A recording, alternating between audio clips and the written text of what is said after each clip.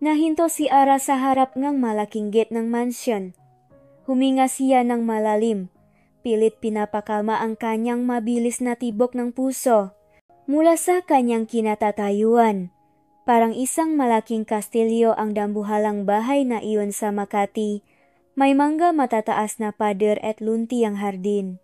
Hindi niya akalain na isang tulad niya, na galing sa probinsya, ang makakatapak sa ganito kayaman na lugar.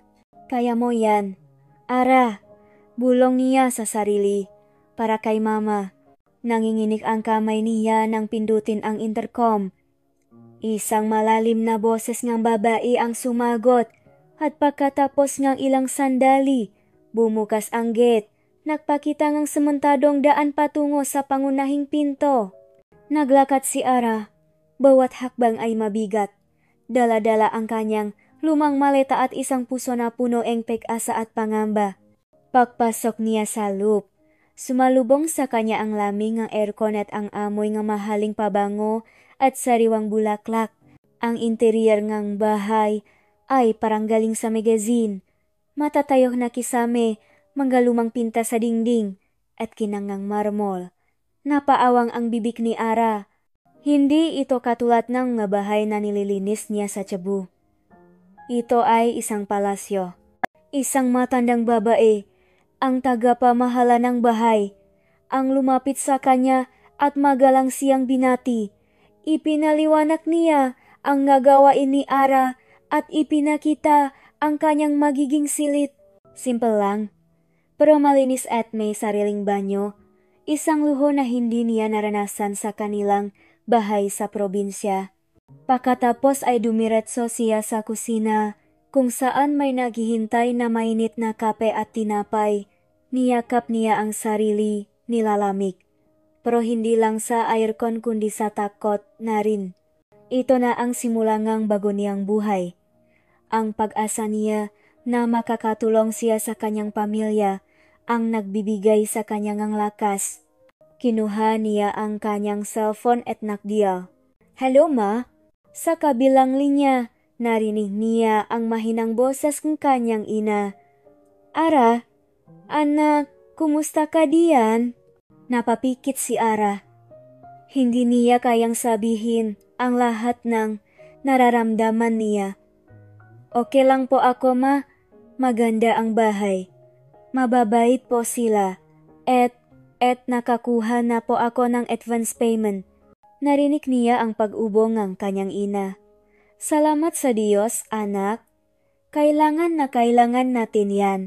Ang tita mo, nag-text, yung pinakakautangan natin, nagbabanta na naman. Kumirot ang puso ni Ara. Ang sakit sa dibdib ng kanyang ina. Ang utang na lumalaki araw-araw, ang dahilan kung bakit siya naririto. Huwag po kayong mag-alala ma, ayusin ko po yan. Magpapahinga na po kayo, huwag masyadong mag-isip. Matapos ang tawag, napabuntong hininga si Ara. Ang bigat ngang responsibilidad ay parang isang mabigat na kumot na bumabalot sa kanya. Hindi siya pwedeng makamali, hindi siya pwedeng sumuko. Habang naglilinis si Ara sa sala kinabukasan, narinig niya ang pagpasok ng isang sasakyan. Isang mamahaling itim na kotse ang huminto sa tapat ng pintuan. Bumaba mula doon si Donovan Reyes, ang CEO ng Reyes Group of Companies at asawa ni Ma'am Bianca. Nakita niya ito sa mga magasin at balita. Ang presensya niya ay napakalakas, halos nakakatakot. Matangkad, nakasuot ng corporate attire. At ang kanyang mukha ay seryoso, walang emosyon. Parang siya ang mismong simbolo ng kapangyarihan at yaman. Nilakpasan lang siya nito, ni hindi man lang napansin. Pakiramdam ni Ara, para siyang hangin lang sa loob ng mansyon. Sanay na siya. Ganyan naman talaga ang maamo sa probinsya. Pero iba si Sir Donovan, mayroong aurang kay lamig, parang hindi marunong ngiti. Bandang hapon, habang naglilinis siya sa kusina, tinawa siya ng tagapamahala. Ara, pinapatawa ka ni Sir Donovan sa kanyang opisina. Kinabahan si Ara. Ano kaya ang kailangan niya? Bago pa man siya magtanong, sininyasa na siya ngang tagapamahala na sumunod. Ang opisina ni Sir Donovan ay nasa ikalawang palapak. Isang silit na puno ng libro at may malaking bintana na tanaw ang cityscape. Nakapo si Sir Donovan sa likod ng malaking executive desk, mukhang abala sa kanyang laptop. "Sir, pinatawag niyo po ako?" tanong ni Ara. Pilit nilalabanan ang panginginig ng kanyang boses. Tumingala si Donovan, ang kanyang tingin ay matalim at seryoso. "Ara Santos, tama?" "Opo, sir." "Umupo ka." Sinanyasan niya ang isang upuan sa harap ng kanyang desk. Umupo si Ara. Tuwid na tuwid. Pakiramdam niya ay isa siyang estudyante na tinatawag sa principal's office. Ibinaba ni Donovan ang kanyang laptop. "Diretsahan na tayo, Ara. Alam kong malaki ang pinansyal na problema ng pamilya mo. May sakit ang nanay mo. At may malaking utang kayo sa mataong hindi maganda ang trato." Nanlaki ang mga mata ni Ara. Paano niya nalaman ang lahat ng ito? Nagsimulang manginig ang kanyang mga kamay. "Nakausap ko na ang ahente mo. At nag-imbestiga ako?" Dagdag ni Donovan, na tila binabasa ang isip niya. "Kailangan mong pera, malaking halaga." "Pro sir, gagawin ko po ang lahat ng trabaho ko ng maayos," sabi ni Ara, nagtatangkang ipagtanggol ang sarili. Napakagatlabi si Donovan. "Hindi tungkol sa trabaho mo bilang katulong ito, Ara." Kinuha niya ang isang makapal na brown envelope mula sa gilid ng kanyang mesa at inilagay sa harap ni Ara. Narito ang isang proposal. Dahan-dahang binuksan ni Ara ang envelope. Nasalop ang isang kontrata at sa unang pahina, nakasulat ang isang halaga na halos ikabuwal niya, 50,000, 50 milyong piso. 50 milyong piso? Bulong ni Ara. Hindi makapaniwala. "Iyan ang halaga, Ara," ani Donovan. Walang emosyon ang mukha. "Pero may kapalit. Gusto kong maging surrogate mother ka. Dalahin mo ang aking anak." Bumilis ang tibok ng puso ni Ara. Pakiramdam niya ay nawala ang lahat ng hangin sa kanyang baga. Ang 15 taong gulang niyang pangarap na maging doktor ay napilitang ibasura dahil sa kahirapan. At ngayon, may nag-alok ng 50 milyong piso, kapalit ng isang bagay na mas malalim pa sa pagkatao niya. Tumingala siya kay Donovan. Ang kanyang mukha ay blanco at tila hindi nakaramdam ng anuman. Hindi maintindihan ni Bianca ang pagnanais kong magkaroon ng sarili kong tagapagmana, patuloy ni Donovan na parang nagpapaliwanag sa hangin. May problema siya sa matris. Kaya hindi niya kayang magbuntis. Napatingin si Ara sa kontrata at pagkatapos ay sa walang ekspresyong mukha ni Donovan. Ang kanyang mundo ay gumuho at nabuo muli sa isang iglap, 50 milyon. Sapat para sa gamot ng kanyang ina, sapat para mabayaran ang utang, sapat para makabalik siya sa pag-aral. Pero kapalit ay ang kanyang sinapupunan, ang kanyang pagiging ina. Naramdaman niya ang unti-unting pag-init ng kanyang mata. Isang butil ngang luha ang pumatak sa kanyang kamay, kumalat sa kontrata. Ang pakiramdam ng desperasyon ay humalo sa isang kakatuwang pag-asa. "Pag-isipan mo ito ng mabuti, Ara," sabi ni Donovan. Kinuha ang isang panulat at itinulak ito palapit sa kanya. "Hindi kita minamadali. Pero kailangan kong sagot bago matapos ang linggo." Naiwan si Ara sa silid, nakatingin sa kontrata. Ang kanyang kinabukasan ay nakasalalay sa isang pirasong papel, sa isang desisyon na babago sa buong buhay niya. 50 milyong piso. Isang alok na, para sa isang tulad niya, ay imposible ng tanggihan.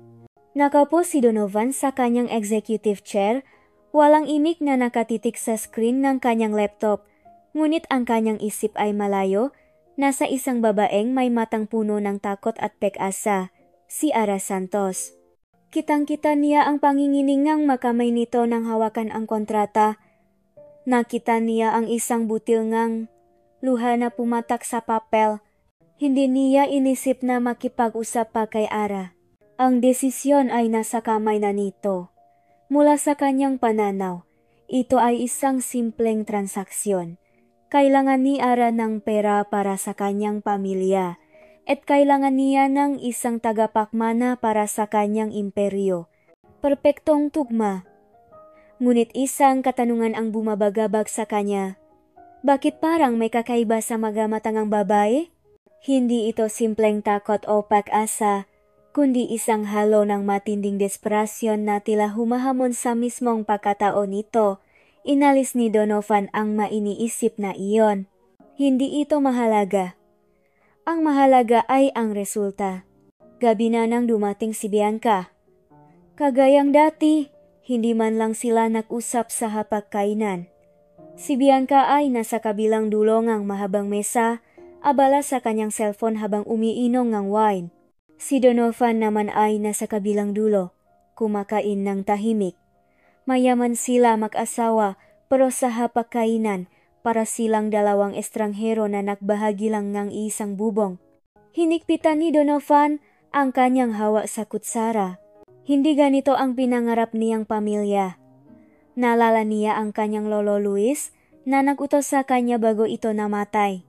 Donovan, sabi ngang matandang lalaki, ang kanyang boses ay mahina ngunit may awtoridad pa rin. Ang Reyes Group ay ang ating dugo at pawis. Hindi pwedeng huminto ang ating pangalan sa iyo. Magpakasal ka at makaroon ka anak. Ito ang iyong tungkulin. Nakatatak sa isipan niya ang nga salitang iyon. Ang pagpapakasal kay Bianca, na minsan ay kasintahan niya sa kolehiyo, ay isang praktikal na desisyon na rin. Akala niya, mas madali na ang lahat.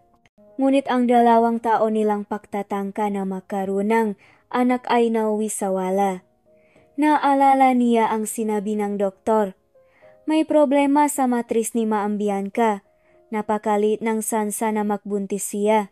Dahil sa mga salitang iyon, naging malami ang kanilang relasyon.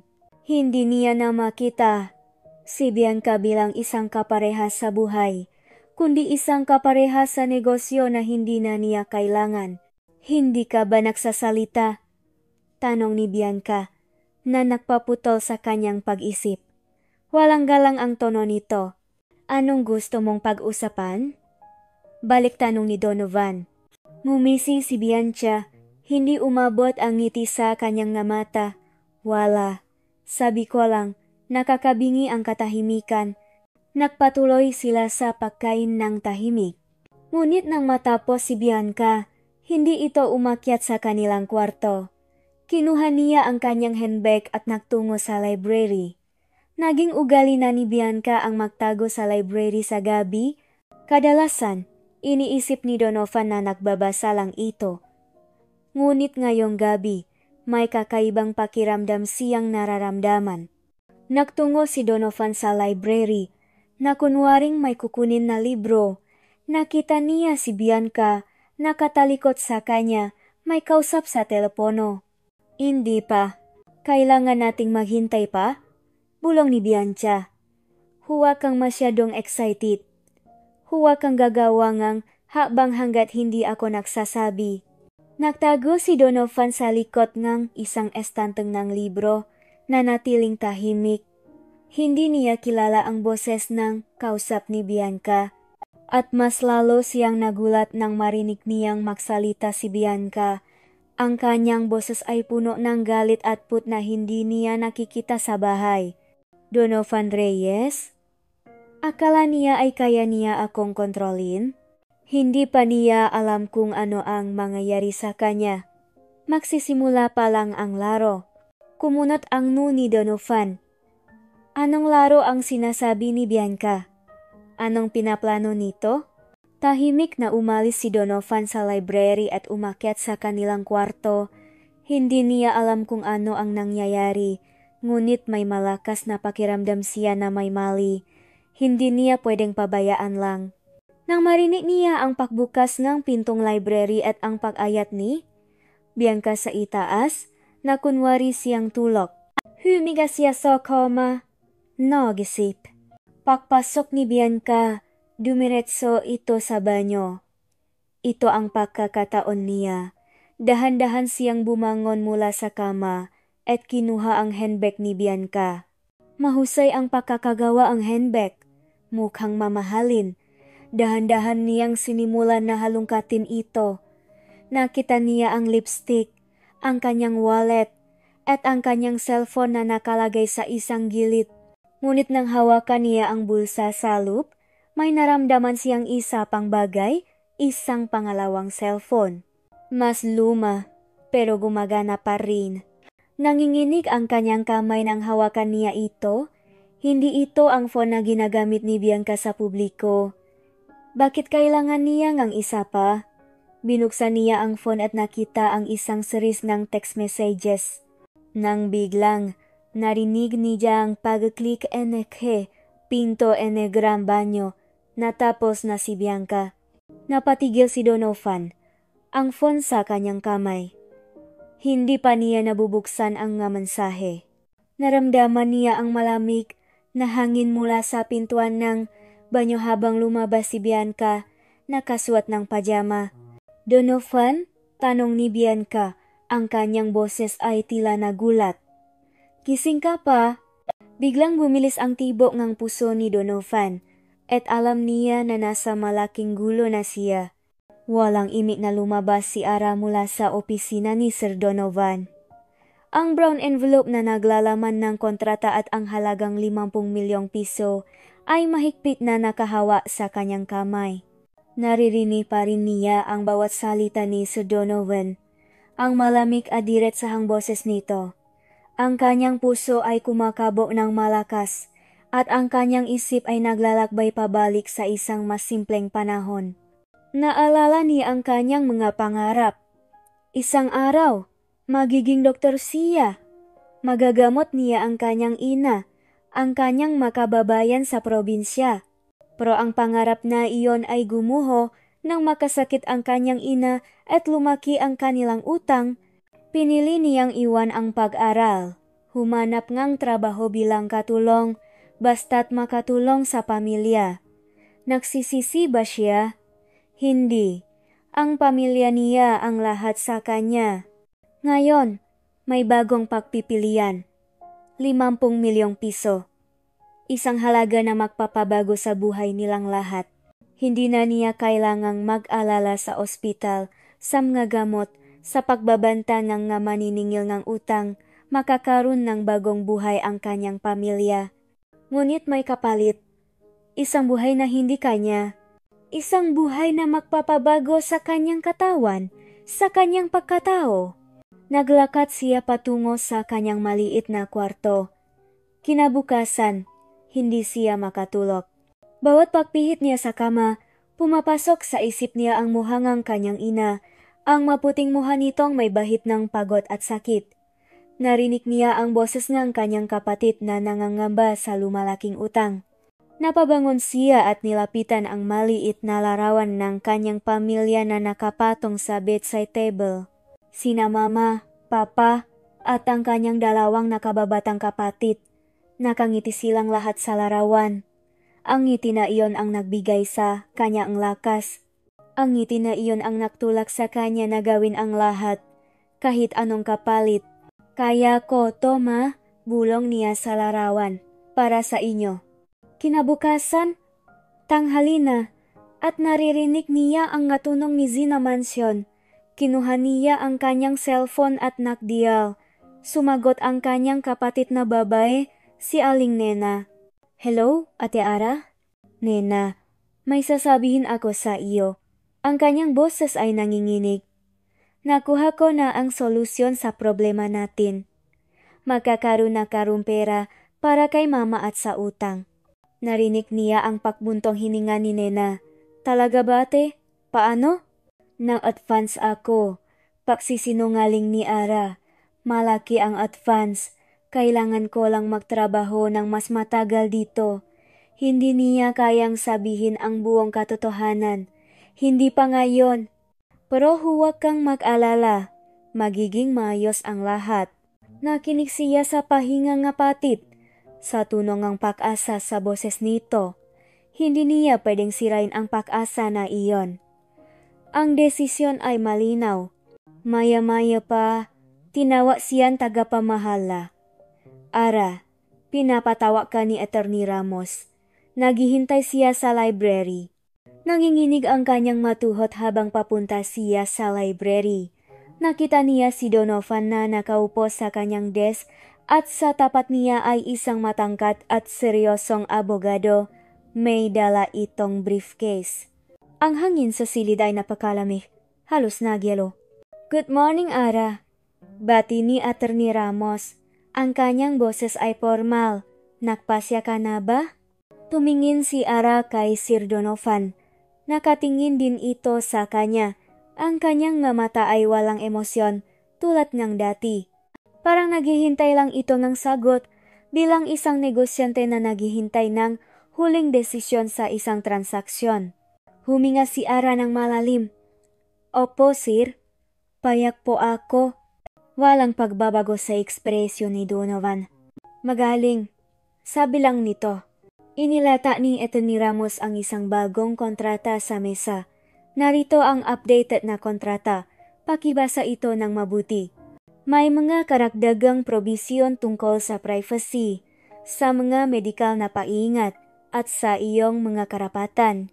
Dahan-dahang binasa ni Ara ang kontrata. Ang malegal na salita ay tila gumagapang sa kanyang utak. Masalitang tulad ng parental rights, custody, non-disclosure agreement.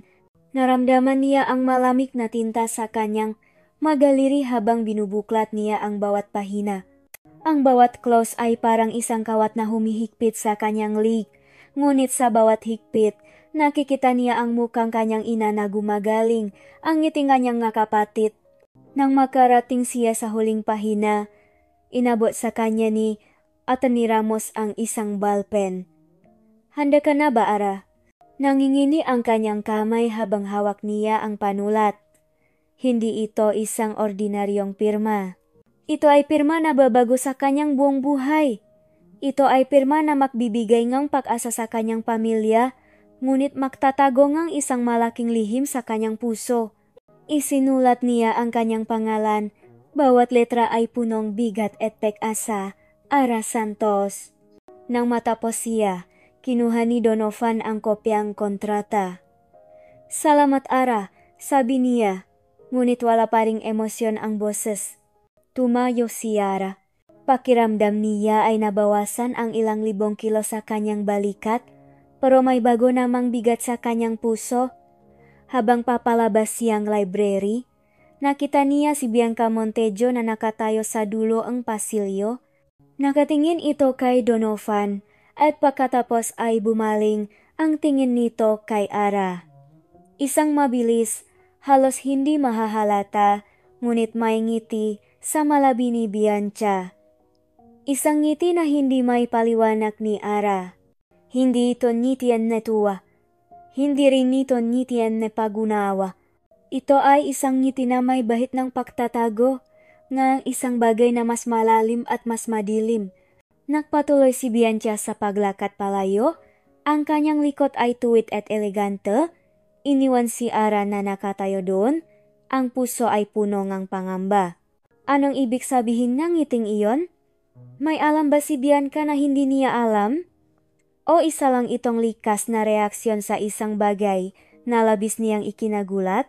Hindi niya alam. Ngunit ang ngiti na iyon ay nag-iwan ng isang malamig na pakiramdam sa kanyang buong katawan. Umalingaw ang tunog ng pagpihit ng gulong ng mahaling sasakyan ni Bianca sa tahimik na kalsada ng Makati. 10:00 na ng gabi, ngunit ang kanyang isip ay gising na gising. Ang ngiti na nakita ni Ara ay matagal nang nawala sa kanyang labi. Ngayon, ang kanyang mukha ay puno ng pagdedesisyon at isang uri ng kasiyahan na may halong amput. Patungo siya sa isang eksklusibong bar sa BGC. Hindi isang lugar kung saan siya madalas makikita. ngunit ito ang takpuan nila ni Marco. Ang lugar ay halos walang tao. Naisip niya na sadya itong pinili ni Marco para sa kanilang pagpupulong. Pagpasok niya, nakita na niya si Marco Alcaraz na nakaupo sa isang madilim na sulok, naghihintay. May hawak itong basong scotch. Ang kanyang presensya ay malakas, kasing lakas ng kay Donovan, ngunit may kakaibang dilim. Huli ka, sabi ni Marco, may ngiti sa labi. Nang makaupo si Bianca sa tapat niya. Nagmamadali ka? Balik niya. Nagtagumpay ang unang hakbang. Pirma na ang kontrata. Ibinaba ni Marco ang kanyang baso. Mabuti. Ang tanga talaga ni Donovan. Akala niya, sa pera lang umikot ang mundo. Nanginig ang mga labi ni Bianca. Yan ang problema niya. Palagi na lang siyang naniniwala na lahat ng bagay ay nabibili. Hindi niya alam kung gaano kami naghirap dahil sa pamilya niya. Naalala niya ang kanyang kabataan. Ang pamilya Montejo, minsan ay kasing yaman ng Magarreyes, ay unti-unting bumagsak dahil sa isang serye ng hindi patas na transaksyon na kinasangkutan ng lolo ni Donovan. Ang kanyang ama ay nakasakit at namatay sa sakit sa puso na may daladalang galit sa Marreyes. Si Bianca, na minsan ay mayaman at walang iniintindi, ay napilitang magtrabaho, at ang lahat ng kanyang pangarap ay nawala, hanggang sa nakaroon siyang ang pagkakataon na makabalik sa buhay ni Donovan. Ang mahalaga ngayon, Marco, ay ang susunod na hakbang, sabi ni Bianca, na ibinalik ang kanyang atensyon sa kasalukuyan. Gusto kong magsimula ka ng makmanman sa lahat ng financial transactions ng Reyes Group. Ipadala mo sa akin ang bawat detalye. Kailangan nating makahanap ng butas. Madali lang yan, sagot ni Marco, na tila sanay na sa ganitong uring ang trabaho. Ang Marreyes ay may malumang butas na hindi na naayos. Hindi siya kasing talino ngang lolo niya pagdating sa pagtatago ng assets. Ngumisi si Bianca. Hindi. Pero kampante siya. At iyan ang kahinaan niya. Kinuha niya ang kanyang basong wine. Gusto kong siguraduhin na bago pa man niya malaman ang tunay na nangyayari, mawala na ang lahat sa kanya. Ang kayamanan niya, ang reputasyon niya, pati ang pangarap niyang makaroon ng anak. Ang gibata, sabi ni Marco, tumitsingging kay Bianca. Sigurado ka ba sa plano mo para doong? Oo, sagot ni Bianca. Walang pag-alinlangan, iyon ang magiging pinakamalaking pagkawasak niya, ang ipaglaban niya ang isang bagay na hindi naman pala talaga kanya. Nagpatuloy sila sa pagpaplano ng detalyado. Ang bawat galaw ay pinag-isipan. Ang kanilang nga boses ay mababa, halos bulong, ngunit ang kanilang nga mata ay nagniningas sa galit at ambisyon. Pauwi si Bianca. Ang kanyang isip ay puno ng plano. Pagpasok niya sa mansyon, nakita niya si Donovan na nakaupo sa sala, nagbabasa ng diaryo. Normal lang ang lahat, ngunit pakiramdam ni Bianca, may nagbabago na. Napansin niyang ang tingin ni Donovan kay Ara ay naging kakaiba nitong manakaraang araw. Hindi na lang ito tingin ng amo sa katulong. Mayroong isang bagay dun. Isang guring pag-aalala o pag-alinlangan o interes. Hindi niya gusto iyon. Nang makita niya si Ara na naglalakad sa pasilyo, galing sa kusina, nakaramdam si Bianca ng pagkainggit. Ang dalaga ay simple lang, ngunit mayroong isang uri ng inosensya at kabaitan na hindi niya taglay. At nakikita niya kung paano ito tinitignan ni Donovan. Hindi niya pwedeng hayaan na makaroon ng anumang pakiramdam si Donovan para kay Ara. Ang plano niya ay hindi dapat masira. Lumapit si Bianca kay Ara, ngumiti ng pilit. Ara, kumusta ang pakiramdam mo? Nagulat si Ara. Napahinto sa kanyang paglalakad. Mabuti naman po, maambiyan ka. Mabuti, sabi ni Bianca, na parang nagtataka. Hindi ka ba nahirapan sa magawain? May gusto ka bang ipagbilin? Huwag kang mahihiya. Ang kanyang boses ay matamis, ngunit may bahit ngang pagbabanta. Ayos lang po, ma'am. Sanay na po ako, sagot ni Ara. Yumuko ng bahagya. Ngumiti si Bianca. Mabuti. Kasi, alam mo, mahalaga sa akin ang kalusugan mo ngayon. Lalo na't may mahalaga kang dinadala. Ang kanyang tingin ay bumaba sa tiyan ni Ara, bagamat wala pa itong bakas ng pagbubuntis. Nanginginig si Ara. Dahil kung may mangyari sa'yo o sa bata, kawawa naman ang pamilya mo, sabi ni Bianca. Ang kanyang boses ay bumaba sa isang bulong, halos hindi na marinig ni Donovan. Hindi ba't malaki ang utang niyo? At may sakit ang nanay mo? Nalaki ang mamata ni Ara. Natigilan siya. Paano niya nalaman ang lahat ng ito? Ngumiti muli si Bianca. Ngiti na puno ng pananakot. Basta, mag-ingat ka. At alalahanin mo, ang bawat galaw mo sa mansyon na ito ay binabantayan. Pagkatapos ay naglakad si Bianca palayo. Iniwan si Ara na nakatayo doon, nanginginig sa takot. Naramdaman ni Ara na hindi lang ang mamata ni Donovan ang nakatingin sa kanya, kundi pati na rin ang madilim na anino nga lihim sa loob ng mansyon. Naramdaman ni Ara ang unti-unting pagbabago sa kanyang katawan. Hindi pa man ito halata sa panlabas, ngunit sa loob niya may isang bagong buhay na lumalaki. Ang pakiramdam ay kakaiba, isang halongang pagkamangha at takot. Ang bawat pagdalaw niya sa ospital, ang bawat ultrasound, ay nagpapaalala sa kanya ngang bigat ng kontrata at ang lihim na kanyang daladala. Ang mga doktor at nurse ay profesional, ngunit pakiramdam niya ay laging may nakatingin, nakukutuban.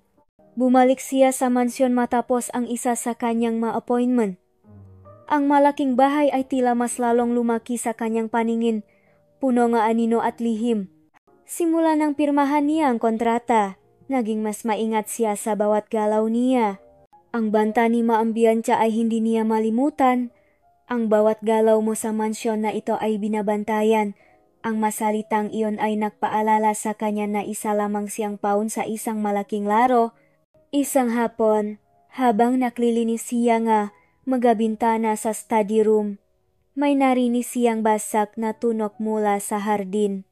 Dali-dali siyang sumilip. Nakita niya si Sir Donovan na nakatalikot, nakatingin sa isang sirang vase na nahulog mula sa bintana ng silitulugan ni Ma'am Bianca. Nakalat ang mga shots ng salamin at lupa sa marmol na sahig ng balkonahe. Lumabas si Sir Donovan, ang kanyang muka ay seryoso. Tiningnan niya ang nabasak na piraso at pagkatapos ay umiling. Nakaroon ng maliit na sugat sa kanyang daliri. Marahil ay tinamaan ng isa sa mapiraso ng salamin. Nilingon siya ni Ara. Sir, ayos lang po kayo. Hindi niya sinasadya ang pag-alala sa kanyang boses. Nagulat si Donovan. Hindi niya siguro napansin na may tao pala ron. Okay lang ako, Ara. Maliit lang to. Pero hindi siya nakinig.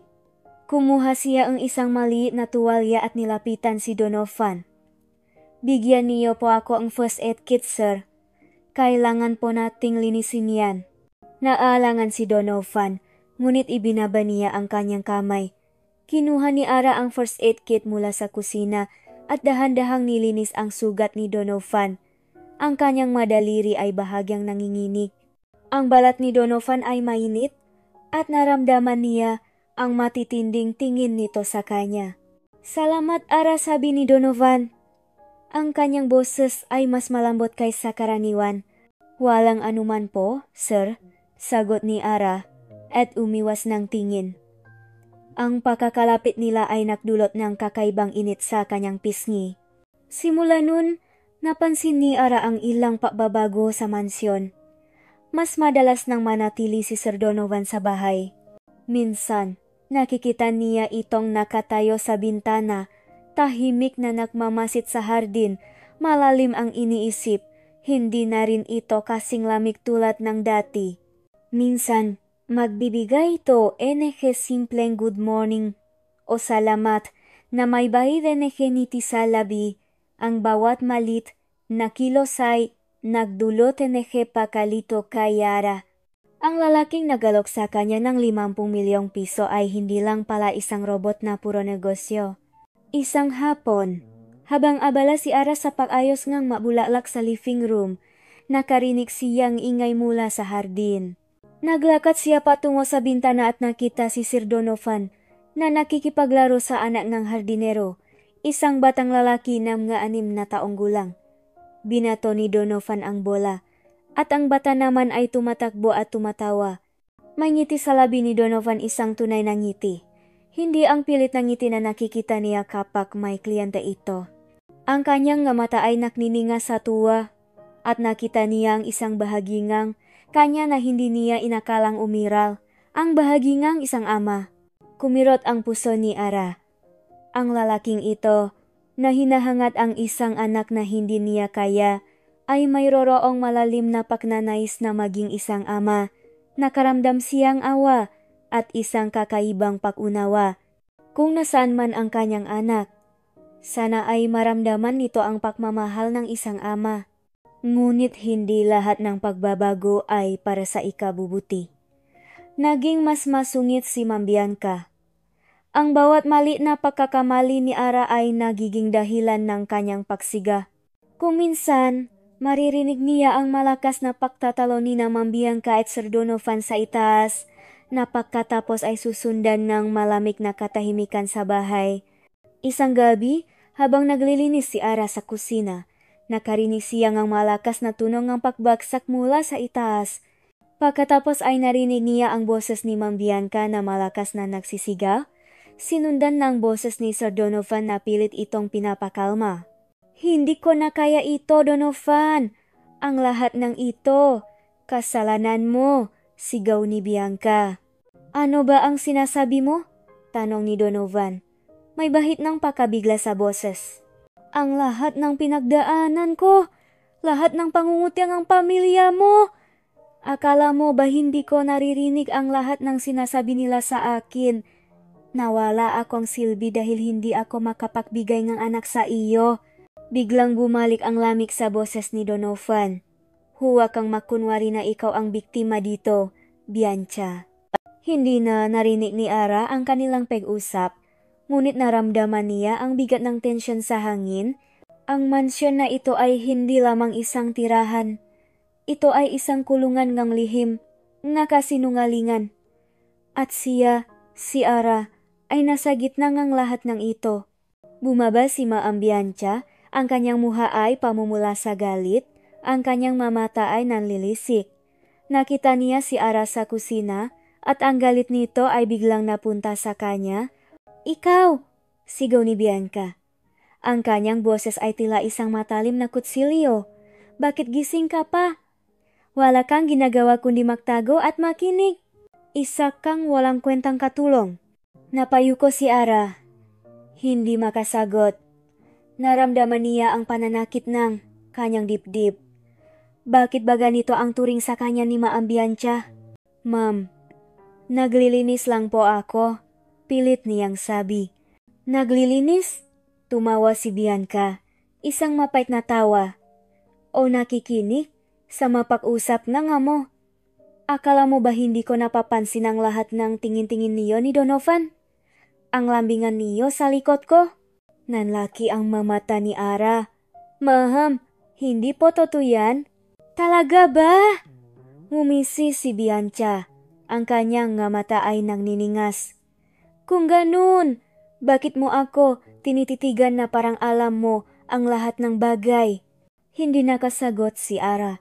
Ang kanyang isip ay nagtatrabaho ng mabilis. Alam ba ni Bianca na narinig niya ang tawag nito kay Marco? O nagpapanggap lang ito? Ngumisi si Bianca. Tandaan mo, Ara, ikaw ay isang katulong at nananatili ka lang sa mansyon na ito dahil sa kontratang pinirmahan mo. Kapag nagawa mo na ang trabaho mo, babalik ka sa putik na pinanggalingan mo, huwag kang mangarap ng mataas. Pagkatapos ay umakyat si Bianca sa hagdan. Iniwan si Ara na nanginginig sa kinatatayuan niya. Ang masalita ni Bianca ay parang lason na kumalat sa kanyang ugat.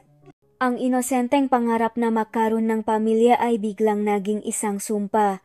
Hindi niya alam kung ano ang mangyayari, ngunit ang pagkalito at pag-alala sa kanyang puso ay lumalalim ng lumalalim.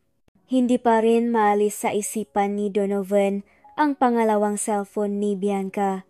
Kahit hindi niya ito nabuksan, ang simpleng katotohanan na mayroon siyang itinatago ay sapat na para magtanim ng binhi ng pagdududa sa kanyang isipan. Ang binhing iyon ay unti-unting lumaki hanggang sa naging isang malaking puno pag-alinlangan. Nasa opisina siya kinabukasan, hindi makapag-focus sa trabaho. Nag-scroll siya sa kanyang computer, nagre-review ng mga financial reports ng kanyang kumpanya. Naging mas maingat siya sa pagbabantay sa mga transaksyon nitong mga nakaraang buwan. Kaya naman nang may makita siyang hindi ordinaryong transaksyon, biglang bumilis ang tibok ng kanyang puso. Isang malaking halaga ang inilipat mula sa isang subsidiary company patungo sa isang shell corporation. Kilala niya ang ganitong klase ng kumpanya. Madalas itong ginagamit sa money laundering o sa pagtatago ng pondo.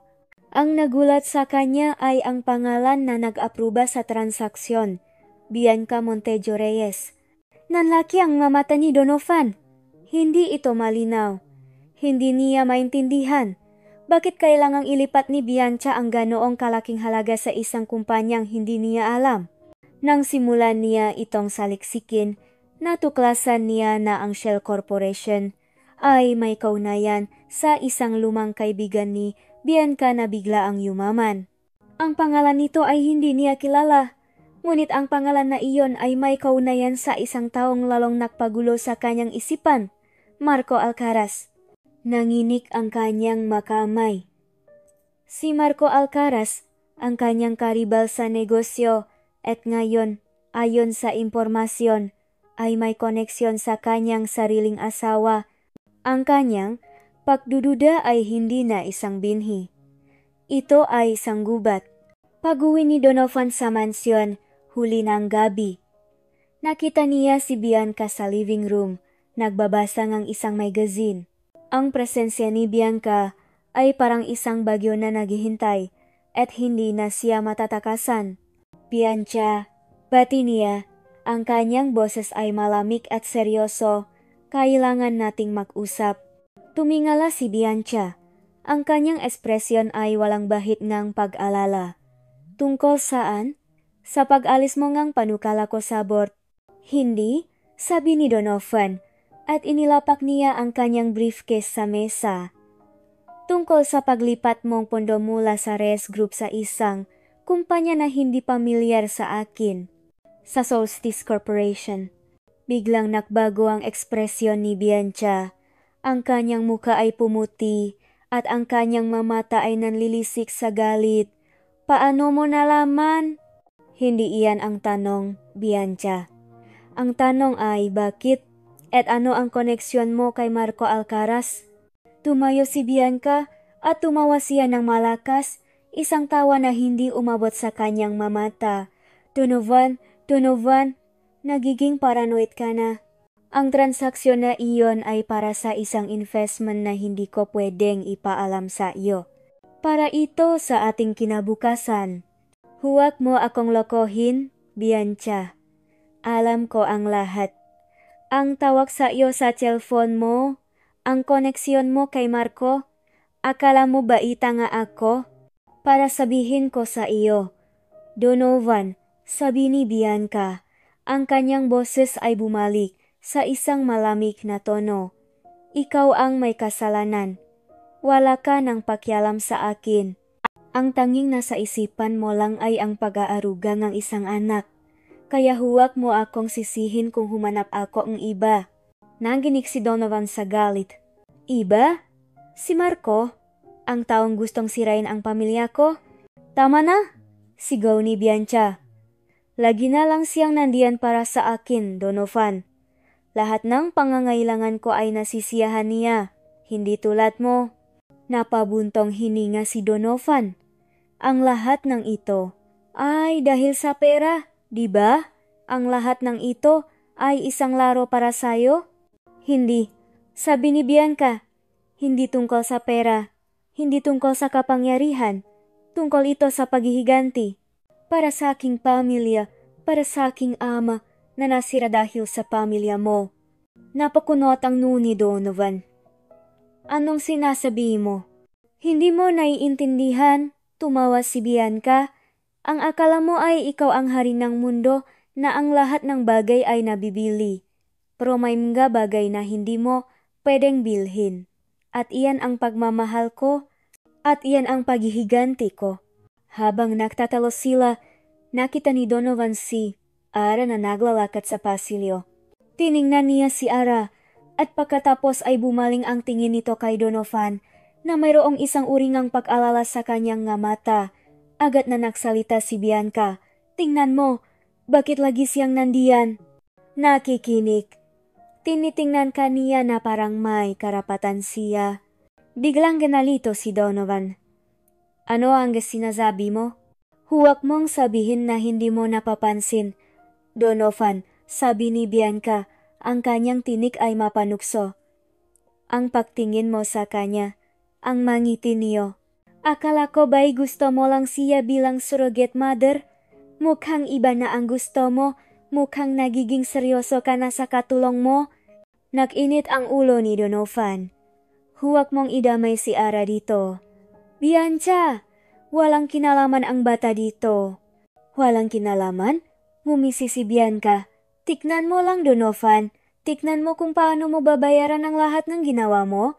Umalis si Bianca at iniwan si Donovan na nakatayo doon. Ang kanyang isip ay puno ng galit at pakalito.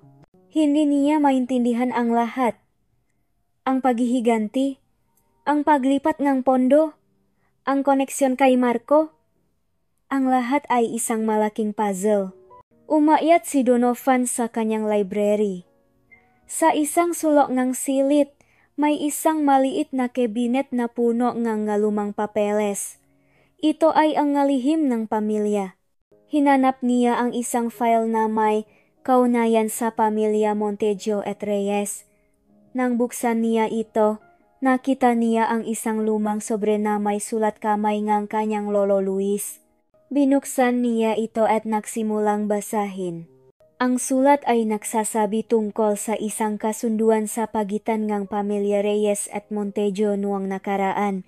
Isang kasunduan na sinira ng kanyang lolo para sa kapakinabangan ng kanilang kumpanya. Ngunit hindi lang iyon. May isang bahagi doon na nagpasira sa kanyang puso. Ang sulat ay nagbabala tungkol sa isang sumpa na nakatago sa pagitan ng dalawang pamilya. Isang sumpa na magsisimula kapag ang dalawang pamilya ay muling naugnay. Napahinto si Donovan. Ang kanyang kamay ay nanginginig. Ang sumpa, ang paghihiganti, si Bianca. Ang lahat ng ito ay biglang nakaroon ng koneksyon. Mula nang magbanta si Maang Bianca, naging mas maingat na si Ara sa bawat galaw niya sa mansyon. Pakiramdam niya, palagi siyang may nakikinig, laging may nakatingin. Ang masalita ni Bianca ay hindi mali sa kanyang isipan. Ang bawat galaw mo sa mansyon na ito ay binabantayan. Dahil sa takot, nanatili siyang tahimik, sumusunod sa lahat ng utos at nag-ingat na hindi mapansin.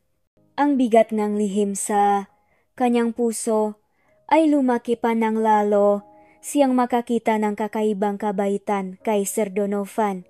Ang lalaking ito ay hindi lang isang malamig na negosyante, kundi isang tao na mayroong pusong naghahanap ng pamilya. Isang umaga, habang nag-ayos siyang malibro sa library ni Sir Donovan, narinig niya ang boses ni Ma'am Bianca. Nagtataka si Ara dahil bihira siyang magpunta sa opisina ng kanyang asawa. Nagmamadali siyang nagtago sa likod ng malaking bookshelf. Hindi sinasadyang nahulog niya ang isang libro at nag-ingay ito. Nandito ba si Donovan? Tanong ni Ma'am Bianca sa sarili. Narinig niya ang pagpihit ng pintuan ng banyo at pagkatapos ay ang paginto nito. Narinig din niya ang tunog ng isang cellphone. Tila may kausap siya. "Hello Marco?" Bulong ni maambiyansya. Ang kanyang boses ay mababa, halos hindi marinig. "Hindi ako makapag-usap. Nasa mansyon ako." "Oo, sa opisina ni Donovan." Nagtago si Ara. Ang kanyang puso ay kumakabog ng malakas. Anong ginagawa ni maambiyansya? At sino si Marco? "Oh, alam ko. Ang tanga talaga ni Donovan. Akala niya mayroon akong problema sa matris. Hindi niya alam na ang lahat ng iyon ay isang malaking kasinungalingan. Wala akong problema. Normal ako." Nanlaki ang mamata ni Ara. Ang mundo niya ay biglang gumuho. Ang kontrata, ang 50 milyong piso. Ang lahat ng ito ay nakabase sa isang malaking kasinungalingan. "Hindi pa. Kailangan nating maghintay pa." Patuloy ni Ma'am Bianca. "Ayaw kong mag-asawa ako sa isang taong mayaman at may kapangyarihan para lang sirain ito. Kailangan nating makahanap ng magabutas. Gusto kong mawala ang lahat sa kanya. Ang lahat." Narinig ni Ara ang tawa ni Ma'am Bianca. Isang tawa na puno ng galit at put. Hindi ito ang tawa na naririnig sa isang masayang babae. Ito ay tawa ng isang taong gustong magiganti. "Huwag kang mag-alala, Marco. Bago pa man niya malaman ang lahat, huli na ang bata. Ang bata ang magiging pinakamalaking pagkawasak niya. Ipaglalaban niya ang isang bagay na hindi naman pala talaga kanya at iyon ang magiging pinakamalaking katatawanan." Nanginginig ang nga kamay ni Ara. Hindi niya nakaya ang kanyang narinig. Ang lahat ng ito ay isang laro. Isang laro na may masamang layunin. At siya, si Ara, ay bahagi ng larong ito. Isang pawn na ginagamit para sirain ang isang lalaki. Dahan-dahan, lumabas siya mula sa likod ng bookshelf. Hindi niya alam kung ano ang dapat niyang gawin. Sabihin ba niya ang totoo kay Sir Donovan? Ngunit paano? At ano ang mangyayari sa kontrata? Ang 50 milyong piso? Ang pamilya niya? May nakalagay sa kontrata na hindi siya pwedeng magsalita sa sinuman tungkol sa kanyang trabaho. Kung sasabihin niya ang lahat, masisira ang kontrata at babalik siya sa probinsya na walang pera, walang pamilya. Isang larawan ni Sir Donovan ang nakita niya sa isang mesa. Nakangiti ito, ang ngiti na bihira niyang makita. Ang lalaking ito ay hindi isang masamang tao. Siya ay isang biktima. At siya, si Ara, ang ganaging instrumento ni pagiganti ni Ma'am Bianca. Sa gitna ng kanyang pag-isip, narinig niya ang tunong doorbell mula sa ibaba. Maya-maya pa, narinig niya ang boses ng tagapamahala. "Sir, nandito po si Mr. Alcaraz." Nalaki ang mga mata ni Ara. Marco Alcaraz. Ang pangalan na narinig niya sa telepono. Ang lalaking may koneksyon sa lahat ng plano ni Ma'am Bianca. Mabilis siyang naglakad patungo sa hagdan at sumilip mula sa itaas. Nakita niya ang isang matangkat na lalaki na may suot na suit. Ang kanyang presensya ay malakas, mayabang at puno ng tiwala sa sarili. Ngunit sa kanyang mamata, mayroong isang uring ang lamig ng pagiging masama. Lumabas si Sir Donovan mula sa kanyang library at binati si Marco ng may pilit na ngiti. "Marco, ano ang ginagawa mo dito?" "Naisip ko lang na bisitahin ka, Donovan. Matagal na tayong hindi nakita." Sagot ni Marco, na tila nagpapanggap na isang matalik na kaibigan. Ngunit sa kanyang mamata, mayroong isang uringang pakasuklam. Nagtago si Ara nang hinginig sa takot. Ang mataong ito ay nasalop ng parehong bahay. Sila ay mayroong malaking lihim na maring sirain ang lahat ng tao sa kanilang paligid. Bumaba si Ara sa kusina at nang maglakad siya sa pasilyo, biglang tumayo si Marco. Nakatinginan sila. Ang mga mata ni Marco ay nakatitik sa kanya at sa loob ng ilang segundo, Naramdaman ni Ara ang isang uri ng pagbabanta. Hindi niya alam kung alam ni Marco na narinig niya ang lahat. Pero ang tingin na iyon ay hindi tingin ng isang kaibigan. Ito ay tingin ng isang kaaway. At sa tingin na iyon, alam ni Ara na nasa malaking gulo siya. Hindi na makatulog si Donovan. Ang sulat ng kanyang lolo Luis ay paulit-ulit na bumabalik sa kanyang isipan, kasama ang masalita ni Bianca tungkol sa paghihiganti. Ang sumpa sa pagitan ng Reyes at Montejo, isang bagay na itinuturing niyang alamat noon, ay biglang naging toto.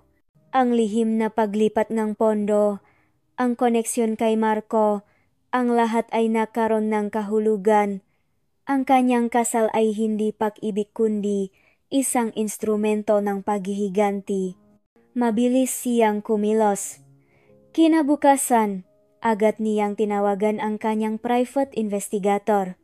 Gusto kong malaman ang lahat tungkol kay Marco Alcaraz at Bianca Montejo. Ang bawat koneksyon, bawat transaksyon, bawat lihim. Lumipas ang maaraw na puno ngang tensyon sa mansyon. Si Donovan ay nagpapanggap na normal ang lahat. Ngunit ang bawat tingin niya kay Bianca ay puno ang pagdududa at galit. Samantala, si Bianca ay patuloy sa pagiging misteryoso. Laging may kausap sa telepono at nagtatago sa library. Nakikita rin ni Donovan kung paano tratuhin ni Bianca si Ara. Laging may bahid ng pananakot sa bawat salita. Hindi niya kayang manahimik. Dumating ang tawag mula sa kanyang investigador makalipas ang 2 araw. Ang bawat salita ay parang suntok sa kanyang dibdib. Si Marco Alcaraz ay hindi lamang isang karibal sa negosyo. Siya ang dating kasintahan ni Bianca at ang mastermind sa likod ng malaking bahagi ng pakbaksa ng pamilya Montejo, ngunit kasama ang malisyosong ideya ng paghihiganti sa Reyes. Pinatunayan din ng investigador ang relasyon nila ni Bianca na may kasama pang malarawan.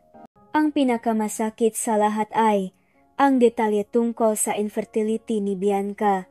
Ayon sa rekord ng ospital, wala siyang problema. Ang lahat ay isang malaking kasinungalingan. Pinlano ni Bianca at Marco upang gamitin si Ara bilang tulay para masira siya. Nanginginig ang kanyang makamay habang hawak niya ang nga ebidensya. Ang lahat ng pagkabigo niya sa buhay, ang pagnanais niyang makaroon ng sariling anak, ang lahat ay ginamit laban sa kanya. Ang pinakamasakit ay ang katotohanan na si Ara, isang inosenteng tao, ay nadamay sa kanilang masamang laro. Naalala niya ang luha sa mamata ni Ara nang pirmahan nito ang kontrata. Naramdaman niya ang matinding pagsisisi. Naghintay si Donovan hanggang gabing iyon. Habang naghahanda si Bianca para sa hapunan, pumasok si Donovan sa kanilang silid. Ang kanyang muka ay blanko, ngunit ang kanyang mga mata ay nagniningas sa galit. Kailangan nating mag-usap, sabi niya. Ang kanyang boses ay kalmado ngunit may malalim na banta. Tinaasan siya ni Bianca ang kilay. Anong gusto mo na naman? Sa tingin mo ba may pakialam pa ako sa nararamdaman mo? Ibinato ni Donovan ang mga larawan at dokumento sa kama. Bumagsak ang mga ito sa harap ni Bianca. Mga larawan ni Bianca at Marco na naghahalikan. Mga bank statement ng Solstice Corporation. Nanlaki ang mata ni Bianca at nawala ang kanyang pagiging kalmado. Ano yan? Iyan ang katotohanan. Bianca, sabi ni Donovan, ang kanyang tinik ay tumataas. Ang lahat ng kasinungalingan mo, ang iyong infertility, ang iyong pagtataksil, ang iyong paghihiganti. Umatras si Bianca, ang kanyang muka ay pumutla. Sinong nagbigay sayo niyan? Sinong nagsabi sayong lahat ng iyan? Walang kinalaman ang sinuman, sabi ni Donovan. Ang lahat ng ito ay galing sa iyo. Ang pagkahumaling mo sa paghihiganti ay binulak ka. Bakit, Bianca? Bakit mo ginawa ito? Ngumisi si Bianca, isang mapait na ngiti. Bakit? Dahil sa'yo, Donovan? Dahil sa pamilya mo? Naalala mo ba ang lolo mo? Ang ama ko ay nasira dahil sa Reyes Group. Ang lahat ng yaman namin ay kinuha niyo. Ang lahat ng pangarap ko ay gumuho dahil sa kasakiman ng pamilya mo. Kaya mo, ako pinakasalan para sirain ako? Tanong ni Donovan, hindi makapaniwala. Ang lahat ng ito ay isang malaking kasinungalingan? Oh, ang lahat ng ito ay isang laking kasinungalingan. Sigaw ni Bianca. Ang kanyang boses ay halos maging histerikal. Akala mo ba, matutuwa ako na ikakasal sa taong sumira sa pamilya ko? Hindi. Gusto kong maranasan mo ang sakit na naranasan ko. Gusto kong mawala ang lahat sa iyo. Kaya ginamit mo pa si Ara?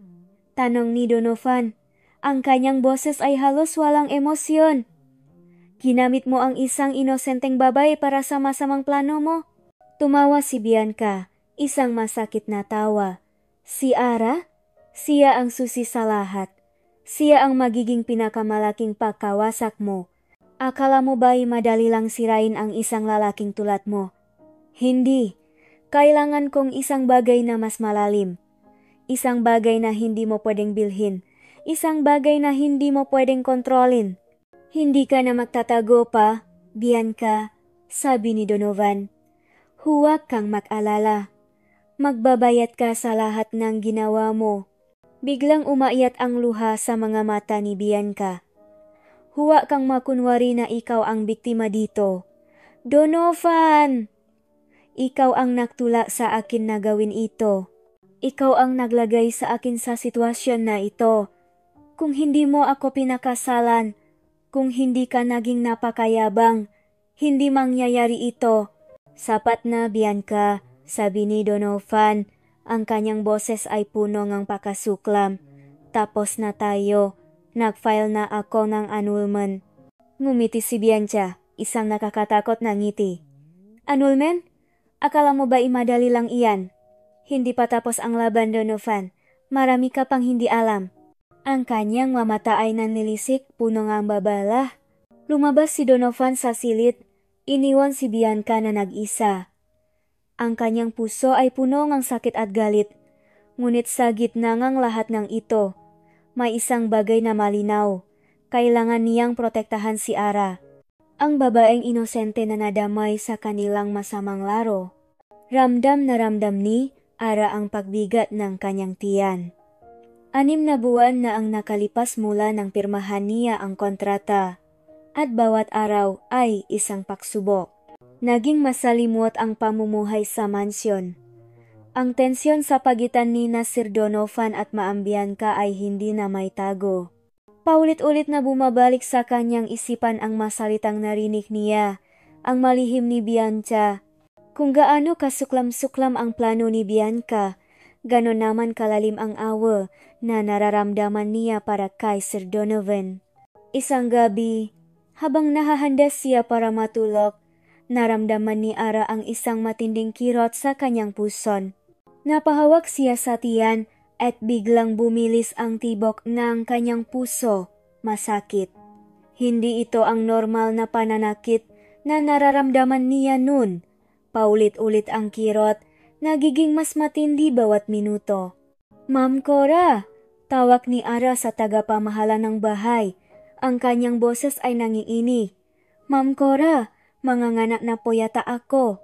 Agad na lumabas si Ma'am Chora mula sa kanyang kwarto. Ang kanyang muha ay puno ng pag-alala. Naku, Ara! Ang aga naman! Halika, tatawagin ko si Sir Donovan. Maya-maya lang, narinig ni Ara ang mga yapa ni Sir Donovan na pababangang hagdan. Ang kanyang mukha ay seryoso, ngunit may bahid ng pakabahala. Ara, anong nangyayari? Mangganganak na po yata ako. Sir, hirap na sabi ni Ara humihinggal. Mabilis na kumilos si Donovan. Halika, pupunta tayo sa ospital. Dahan-dahan siyang inalalayan ni Donovan papunta sa kotse. Ang bawat kurot ng kanyang matris ay parang kidlat na dumadaan sa kanyang katawan. Niyakap niya ang kanyang tiyan, pilit nilalabanan ang sakit. Si Donovan ay nagmamaneho ng mabilis, Ang kanyang mata ay nakatitik sa kalsada, ngunit paminsan-minsan ay sumusulyap sa kanya. "Kaya mo yan, Ara," sabi ni Donovan. Ang kanyang boses ay kalmado, ngunit may pag-alala. "Malapit na tayo." Nakarating sila sa ospital sa kalagitnaan ng gabi. Agad siyang dinala sa delivery room. Ang mailaw ay maliwanag at ang mamukhangang ba doktor at nurse ay seryoso. Wala na siyang pakialam sa mga lihim. Ang tanging nasa isip niya ay ang sakit at ang bata. Ang bata na dinala niya sa loob ng 6 na buwan. "Push, ma'am! Push!" utos Nurse. Pilit na itinutula ni Ara ang bata. Ang bawat puwersa ay nadudulot ng matinding sakit, ngunit alam niyang kailangan niya itong gawin. Para sa bata, para sa kontrata, para sa kanyang pamilya. Narinig niya ang iyak ng isang sanggol. Isang napakagandang tunog. Huminto ang sakit. Naramdaman niya ang init ng kanyang hininga. "Baby boy, ma'am," sabi ng nurse, at ipinakita sa kanya ang isang maliit na bata. Pula pa ang balat, umiyak. Napangiti si Ara. Ang ganda ang bata, ang inosente nito. Ang bata na magpapabago sa buhay ng dalawang pamilya. Ngunit ang ngiti niya ay biglang nawala. Nakita niya si Donovan na nakatayo sa isang sulok, kausap ang isang nurse. Ibinigay na nurse ang isang folder kay Donovan. Binuksan ito ni Donovan at nang makita niya ang laman, biglang nagbago ang kanyang ekspresyon. Ang kanyang mukha ay naging puting-puti at ang kanyang mamata ay nanilisik sa galit. Hindi niya maintindihan. Anong nangyayari? Nilapitan ni Donovan ang nurse at may ibinulong ito sa kanya. Pagkatapos ay lumingon si Donovan sa kanya. Ang kanyang tingin ay matalim, puno ng pagkasuklam. Hindi na ito ang tingin ng pag-alala. Ito ay tingin ng isang taong pinagtaksilan. "Sir Donovan?" Bulong ni Ara. Pilit bumabangon mula sa kama. Nilapitan siya ni Donovan. Ang kanyang muka ay parang yelo. Hindi siya nagsalita. Kinuha niya ang folder mula sa kamay ng nurse at inilapak ito sa bedside table ni Ara. Nakita ni Ara ang isang papel na may nakasulat na DNA test result. At ang mga salita sa ilalim nito ay malinaw. "Not a match." Hindi siya makahinga. Hindi tugma. Ibig sabihin hindi ito anak ni Donovan. Pero paano? Hindi ba't si Donovan ang ama? Nagkaroon sila ang proseso, ginawa ang lahat ng kailangan. Paano nangyari ito? "Hindi ka totoo!" Ang boses ni Donovan ay bumulong, punong galit at sakit. Ang lahat ay kasinungalingan. Iniwan siya ni Donovan. Ni hindi man lang nito tinignan ang bata. Narinig ni Ara ang paksaro ng pinto. Naiwan siyang mag-isa sa silid kasama ang bagong silang na sanggol na umiyak sa kanyang tabi. Ang kanyang puso ay nabasak. Ang kontrata ay nawisawala. Ang lahat ng pag-asa niya ay naglaho. At ang bata na dala-dala niya sa loob ng 6 na buwan, ay hindi naman pala anak ng kanyang amo. Ang masalitang "not amat ka" ay umalingaw-ngaw sa isipan ni Donovan. Nakdilim ang kanyang paningin. Ang sanggol, na kasing inosente ngang anghel, ay nakahiga sa duyan, umiyak. Ngunit para kay Donovan, ang iyak na iyon ay parang tiningang pagtataksil. Paano nangyari ito? Paano nagawa ni Ara na lokohin siya ng ganito? Ang lahat ng pagdududa niya kay Bianca ay biglang lumipat kay Ara. Lumabas siyang delivery room. Ang kanyang ngayapa ay mabigat at punong galit. Nakita niya si Ara, na pilit bumabangon mula sa kama. Ang kanyang mukha ay puno ngang pakalito at takot. "Sir Donovan, ano po ang nangyayari?" tanong ni Ara. Ang kanyang boses ay nanginginig. "Hindi po ako maintindihan." Hinarap siya ni Donovan. Ang kanyang mga mata ay nanlilisik sa galit. "Hindi mo maintindihan ang resulta ng DNA test, Ara, ang bata Hindi siya anak ko. Nalaki ang mamata ni Ara at umiling siya. Hindi po totoo yan. Nakamali lang po siguro sila. Nakamali? Tumawa si Donovan, isang mapait na tawa. Wala nang pagkakamali dito. Ara, ang lahat ay malinaw? Niloko mo ako. Ginamit mo ang pagnanais ko na makaroon ng anak para sa sarili mong kapakinabangan. Hindi pa, sir. Kailangan niyo akong paniwalaan. Lumapit si Ara at pilit na hinawakan ang braso ni Donovan. Hindi ko po gagawin yan sa inyo. Narinig ko po si Ma'am Bianca. Narinig ko po ang plano nila ni Marco. Niloloko po nila kayo. Biglang nagulat si Donovan. Si Bianca, si Marco. Narinig ko po sila sa library, sabi ni Ara. Ang kanyang boses ay puno ng desperasyon. Pinlano po nilang sirain kayo. Sinabi po ni Ma'am Bianca na wala siyang problema sa matris at gagamitin niya po ang bata para sirain kayo. Tumahimik ka, Ara, sigaw ni Donovan. Huwag mong subukang ipasa ang kasalanan sa iba. Ang lahat ng ito ay kasinungalingan mo. Ang lahat ng ito ay plano mo. Hindi po, sir. Maniwala po kayo sa akin. Kung hindi lang po dahil sa kontrata, matagal ko na po sanang sinabi sa inyo ang lahat. Nagsimulang umiyak si Ara. Ang kanyang galuha ay umago sa kanyang pisngi. Hindi po ako ang may kasalanan. Naloko lang din po ako. Ngunit hindi nakinig si Donovan. Ang kanyang isip ay punong galit at sakit. Para sa kanya, ang lahat ng sinasabi ni Ara ay pawang kasinungalingan lamang upang makatakas sa parusa. Ang tanging nakikita niya ay ang pagtataksil. Umalis ka sa mansyon ko, Ara, sabi ni Donovan. Ang kanyang boses ay malamig at matigas. Hindi ko na kailangan ang serbisyo mo. Hindi ko na kailangan ang kasinungalingan mo. Sir, paano po ang bata? Tanong ni Ara. Ang kanyang boses ay nanginginig. Tiningnan ni Donovan ang bata na umiyak sa kanyang tabi. Ang kanyang puso ay nabasa. Ang bata na akala niya ay kanyang anak, ay hindi pala. Dalhin mo siya, hindi ko siya anak. Umalis si Donovan. Pakalabas niyang ospital, dinumo siyang nga mamamahaya. Ang balita tungkol sa annulment nila ni Bianca, at ngayon, ang balita tungkol sa kanyang anak.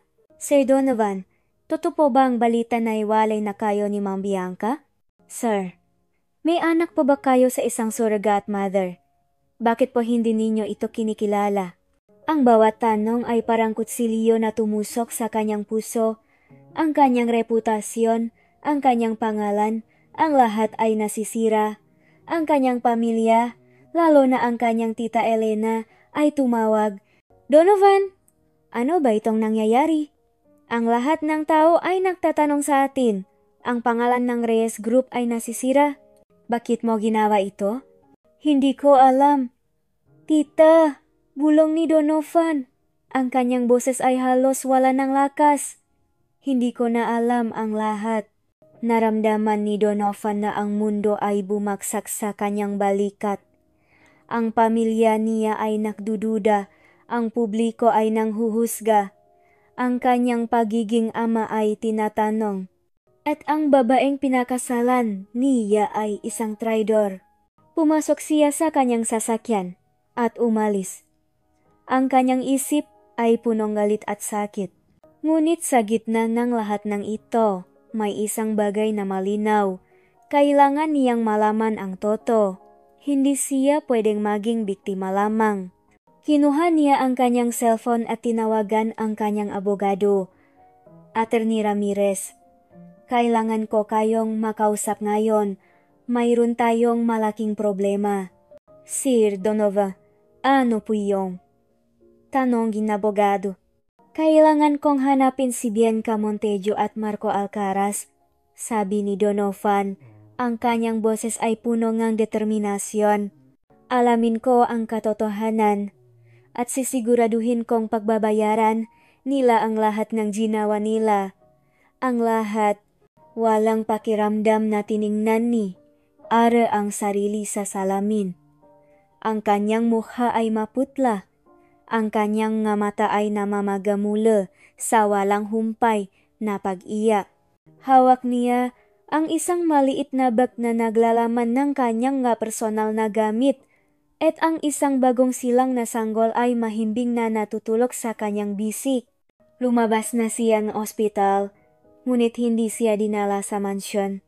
Walang kotse ni Donovan, walang tagapamahala, walang sinuman ang sumundo sa kanya. Ang malamig na tinik ni Sir Donovan ay umalingaw-ngaw pa rin sa kanyang isipan. Hindi ko siya anak, dalhin mo siya. Ang masalitang iyon ay parang patalim na bumaon sa kanyang puso. Ang pagtataksil sa kanyang amo ay naging kanyang sumpa. Hindi niya alam kung ano ang mangyayari. Ngunit ang lahat ng kanyang pinanghahawakan ay nawala na. Ang kontrata, ang 50 milyon, ang pag-asa para sa kanyang pamilya, lahat. Anak ko, pulong niya sa sanggol. Ang kanyang boses ay nanginginig. Patawarin mo si mama. Sana maging sapat ako para sayo. Lumabas siya sa ospital at ang sikat ng araw ay tila nangungutya sa kanyang kalungkutan. Sumakay siya sa unang taksi na nakita niya. Saport po, sabi niya sa driver. Ang kanyang boses ay halos pabulong. Kailangan niyang umuwi. Kailangan niyang harapin ang katotohanan. Ang biyahe mula Manila patungong Cebu ay mahaba at nakakapagod. Ang bawat oras sa barko ay puno ng pangamba. Tinitignan siya ng matao. Ang isang dalaga na may sanggol, walang asawa, at walang kasamang pamilya. Ang paghusga sa kanilang mga mata ay parang dumudurog sa kanyang kaluluwa. Naramdaman niya ang pagkalam ng kanyang sikmura. Wala na siyang halos pera. Ang advance na ibinigay ni Donovan ay ginamit niya para sa gamot ng kanyang ina at sa pagbabayad ng maliit na bahagi ng utang. Ngayon, wala na siyang matatanggap. Ang kanyang ina na may sakit at ang kanyang mga kapatid na umasa sa kanya ay maghihirap. Nang makarating siya sa kanilang bahay sa Cebu, bumungat sa kanya ang lumang gate na kinakalawang at ang maliit na bahay na mukhang mas lalong lumuma. Narinig niya ang boses ng kanyang ina na umuubo at ang tunog ng TV na hindi gaanong malakas. Mama! Nena! Tawag niya. Ang kanyang boses ay halos wala ng lakas. Lumabas ang kanyang kapatid na si Nena at pagkatapos ay ang kanyang ina na may bahid ng sakit sa kanyang muha. Nanlaki ang mga mata nila nang makita siya, at lalo pa nang makita nila ang sanggol sa kanyang bisik. Ara, anak, anong nangyari? Tanong ng kanyang ina. Ang kanyang boses ay puno ng pakabigla. Bakit may bata ka? Kinuwento ni Ara ang lahat, ang bawat detalye, mula sa kontrata hanggang sa DNA test result. Ang kanyang ina at kapatid ay tahimik na nakinig.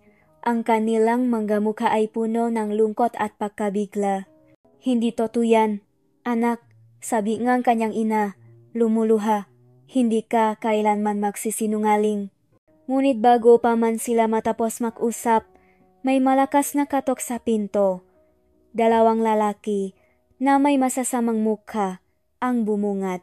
Narito kami para kolektahin ang utang ninyang. Santos, sabi ngang isa sa kanila. Ang huling bayad ninyo ay hindi sapat. Kung hindi kayo makakabayad ngayon, kukunin na namin ang bahay na ito. Niyakap ni Ara ang kanyang ina. Ang kanyang puso ay kumikirot sa sakit. Ang lahat ay nawala. Ang mansyon, ang pera, ang pag-asa sa kanyang pamilya. At ngayon, mawawala pa ang kanilang bahay. Naramdaman niya ang init ng kanyang luha na dumadaloy sa kanyang pisngi. Ang lahat ng kanyang sakripisyo ay nawala ng parang bula.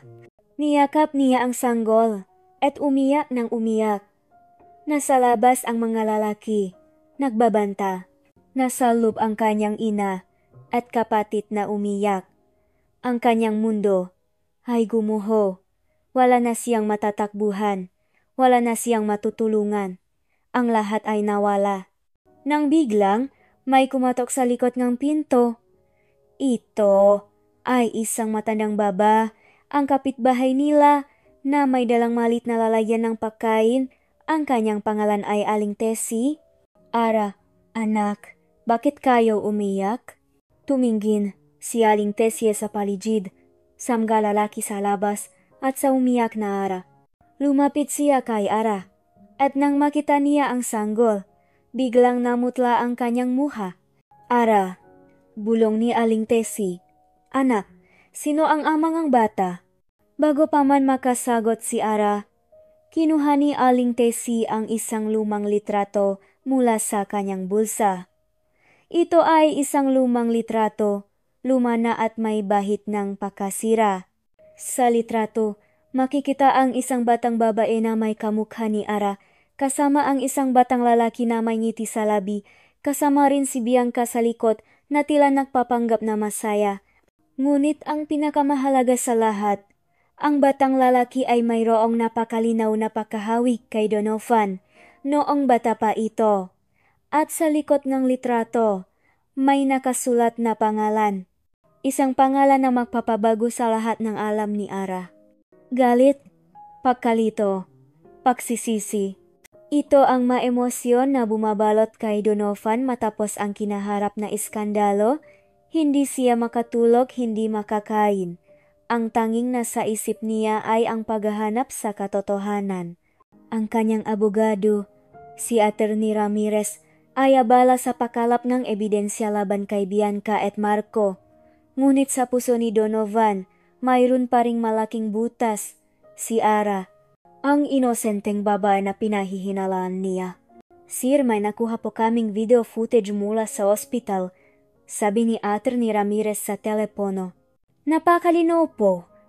Ito ang magiging pinakamalaking ebidensya natin. Agad na pinuntahan ni Donovan ang opisina ng kanyang abogado. Nang ipatuktok ang video, nanlaki ang nga mata ni Donovan. Nakita niya si Marco Alcaraz na nakasuot ng uniforme ng ospital, pumapasok sa laboratorio ng DNA test. Lumabas ito makalipas ang ilang minuto, may hawak na maliit na vial. Pagkatapos, pumasok si Marco sa delivery room at may ibinulong sa isang nurse. Ang nurse naman ay kumuha ang isa pang vial mula sa bag niya at ibinigay kay Marco. Malinaw. Ang lahat ay malinaw. Si Marco ang nagpalit ng DNA samples. Nang makita niya ang video, bumaksak si Donovan sa kanyang upuan. Ang galit niya kay Ara ay biglang naging matinding pagsisisi. Niloko siya, ginamit siya, at pinaghihinalaan niya ang isang inosenteng babae. Sir Donovan, naglabas na rin po kami ng arrest warrant laban kay Marco Alcaraz at Bianca Montejo, sabi ni Attorney Ramirez. Ang kanyang boses ay malinaw at matatag. Pinagsasawatan po nila kayo para sirain ang pangalan ninyo at kunin ang lahat ng ari-arian ninyo. Ang pagpapanggap ni Bianca na infertile, ang lahat ng iyon ay bahagi ng kanilang plano. Nanginginig ang makamay ni Donovan. Ang kanyang mundo ay gumuho sa isang iglap, ngunit sa pagkakataong ito, hindi dahil sa pagkawasak, kundi dahil sa pakalaya mula sa kasinungalingan. Lahat ng galit niya kay Ara ay nawala, napalitan ng matinding awa at pagsisisi. Kung gaano kalaki ang kanyang put kay Bianca at Marco, ganun naman kalaki ang pagnanais niyang hanapin si Ara at humingi ng tawad. Hanapin ninyo sila, sabi ni Donovan. Ang kanyang boses ay matigas. Huwag ninyong hahayaan na makatakas sila. At siguraduhin ninyong magbabayad sila sa lahat ng ginawa nila. Kinabukasan, isang balita ang umaling-awngaw sa buong Pilipinas. Nahuli na si Bianca Montejo at Marco Alcaraz. Ang kanilang mga mukha ay nakita sa lahat ng balita. Ang kanilang mga krimen ay nabunyak sa publiko. Ang lahat ng kasinungalingan nila ay lumabas sa liwanag. Ngunit hindi pa rin kalmado si Donovan. Ang tanging nasa isip niya ay si Ara, ang bata. Ang lahat ng ginawa niya kay Ara, ang masalitang sinabi niya sa delivery room. Kailangan niyang hanapin si Ara Kailangan niyang humingi ng tawad. Pumunta siya sa ospital, ngunit wala na si Ara. Nagtanong siya sa mga nurse, ngunit walang makapagbigay ng impormasyon. Tanging ang address lang ng kanyang bahay sa Cebu ang kanyang nakuha mula sa kanyang nga tauhan. Cebu! Bulong niya sa sarili. Agad siyang nagbook ng flight. Hindi na niya pwedeng maghintay pa. Ang bawat minuto ay mahalaga. Habang nagmamaneho siya patungo sa airport, naaalala niya ang masandali na nakasama sila ni Ara sa mansyon. Ang kanyang pagiging simple, ang kanyang kabaitan. Ang kanyang magamata na laging may bahid ng kalungkutan. Ginamit niya si Ara. Pinaniwala niya itong isa lamang siya sa mga tao na gagamitin niya para sa sarili niyang ambisyon. Ngunit siya pala ang ginamit. Dumating siya sa airport. Ang kanyang isip ay puno ng pangamba. Hindi niya alam kung anong sasabihin niya kay Ara. Paano niya hihingin ang tawad matapos ang lahat ng ginawa niya? Nang sumakay siya sa eroplano, nakita niya ang isang pamilya na mayroong maliit na bata. Ang ngiti ng bata ay nagpaalala sa kanya sa sarili niyang anak. Ang anak na ipinagkaila niya. Ang anak na akala niya ay hindi sa kanya. Paglapang ng eroplano sa Cebu, agad siyang kumuha ng taxi. Sa barangay San Roque, sa bahay ng nga Santos, sabi niya sa driver. Ang kanyang puso ay kumakabog ng malakas. Hindi niya alam kung ano ang sasalubong sa kanya. Galit ba? Pagkasuklam? O pag-unawa? Nang makarating siya sa bahay ni Ara, bumungat sa kanya ang isang maliit na bahay. Lumang ngunit may bahid ng pagmamahal. Nakita niya ang isang matandang babae at isang dalagita na nakaupo sa labas at naririnig niya ang boses ng isang sanggol na umiyak. Ito na ang katotohanan. Naglakad siya patungo sa gate. Ang kanyang mayapak ay mabigat. Hindi niya alam kung paano niya haharapin si Ara. Kung paano siya hihingi ng tawad. Kung paano niya sisimulan ang lahat. Ang tanging alam niya ay kailangan niyang gawin ito. Para sa bata. Para kay Ara. Para sa kanyang sarili. Walang masasarap pa sa pakiramdam ngang mainit na kape sa umaga, lalo na kung nasa probinsya ka, ngunit para kay Ara. Ang bawat umaga ay may dala pa ring bigat. Ang ngiti nga kanyang ina ay hindi pa rin bumabalik sa dati. Ang kanyang mga kapatid ay nag-iingat sa bawat kilos at salita. At siyang mismo, si Ara, ay dala-dala ang marka ng pakadismaya. Ang litrato na ibinigay ni Aling Tessie ay nakalapak sa kanyang maliit na mesa. Sa litratong iyon, makikita ang kanyang ina. Noong bata pa, kasama ang isang batang babae na kahawig niya at ang isang batang lalaki na may napakalinaw o napakakahawig kay Sir Donovan. Sa likod ng litrato, nakasulat ang pangalan. Elara Santos, Mateo Reyes, at Bianca Montejo. Si Elara, ang kanyang ina. Ang litratong iyon ay nagpapatunay na ang kanyang ina ay may kaugnayan sa pamilya Reyes. At ang Mateo Reyes na iyon, siya ba ang lolo ni Donovan o ang ama niya? Ang lahat ng ito ay napakakumplikado. Ara, bulong ang kanyang ina. Kailangan nating alamin ang lahat. Ang lihim ng pamilya. Hindi pa man sila makapag-usap ng mas malalim. May malakas na katok sa kanilang pinto. Bumungat sa kanila si Sir Donovan Reyes. Nakatayo sa labas. Ang kanyang muha ay puno ng pagod at pagsisisi. Nanlaki ang mamata ni Ara. Hindi niya inakalang makikita niya ito muli. Ang lahat ng sakit at put na naramdaman niya ay biglang bumalik. Ara, sabi ni Donovan, ang kanyang boses ay nanginginig. Kailangan nating mag-usap. Hindi sumagot si Ara. Ang kanyang puso ay puno ng sakit at pakalito. Pakiusap. Ara, patuloy ni Donovan. Ang kanyang mamata ay puno ng pagmamakaawa. Alam ko na ang lahat. Alam ko na ang ginawa ni Bianca at Marco. Alam ko na ang lahat ng kasinungalingan. At alam kong nakamali ako. Patawarin mo ako. Nagsimulang umiyak si Ara. Paano niyo po nagawa iyon, sir? Paano niyo po ako napakbintangan ng ganito? Ang lahat ng sakit na naramdaman ko. Ang pagkadismaya ng pamilya ko.